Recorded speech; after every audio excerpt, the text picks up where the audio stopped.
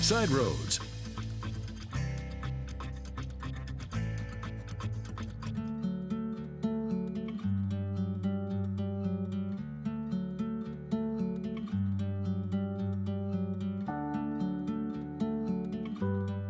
This car represents, peace. It represents tolerance. What prejudice can lead to, and that's one of my big selling points to people is you come to Whitwell, which is a small town of 1,600 people, where most of us tend to be white and mostly Christian, and something that our town decided to do was to teach our children diversity.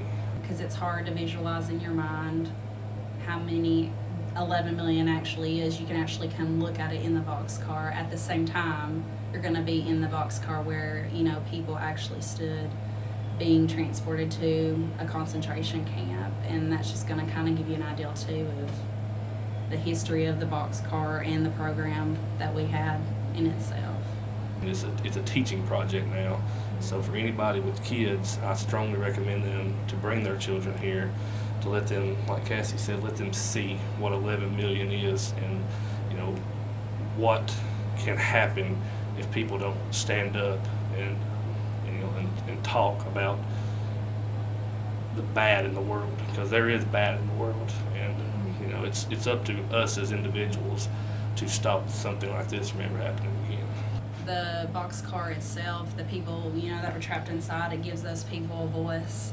They couldn't voice their opinion or what they felt at that time, but even all these years later, after the Holocaust is over with, they're speaking. They are not here, but they can still speak to you through what we've done, and we're giving those people that didn't have a voice.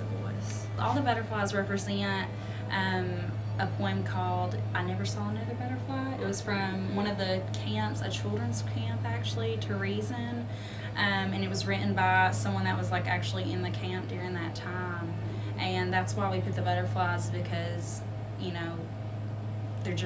they've got wings, they can fly, they're free. And even though those people were trapped, they might have passed on or they might still be here, but once they got out of that camp, they're free and they can go do what they want to do and not have to worry about somebody holding them down for being different. Besides in the actual boxcar, you can also go inside the school, and there's a section that has the letters we've received. It has how many letters we ended up with. Thousands. Folders and folders of letters from different people. If I'm not mistaken, somewhere between 30 to 40,000, Yeah. 30 to 40,000 letters. But I remember sitting in our 8th grade classroom, and I remember looking over on the board, and it was saying "Changing the World," one clip at a time, and it had a link of paper clips going around the world. And that's the biggest part of this is word of mouth and people understanding our message and then spreading that word. That's the biggest reason for us to even do it, is to pass that message along to generation after generation, so something like this never happens again. At the time of the project, you don't really fully see what's going on, mainly because everything is in such a fast-paced motion, and was at a younger age at the time. But now, you sit there and you realize about some of the things, some of the people you've talked to, some of the stories that you've heard, and it's a possibility that it helped them in life. It might even help them cope with maybe they lost a grandparent during World War II, and they might have sent a paperclip, and they could have came by here and they could have saw that paperclip in our cart, and now that paperclip is in its final resting place, and maybe it gave them some peace, and just the thought of that, it about gives you chills just thinking about that.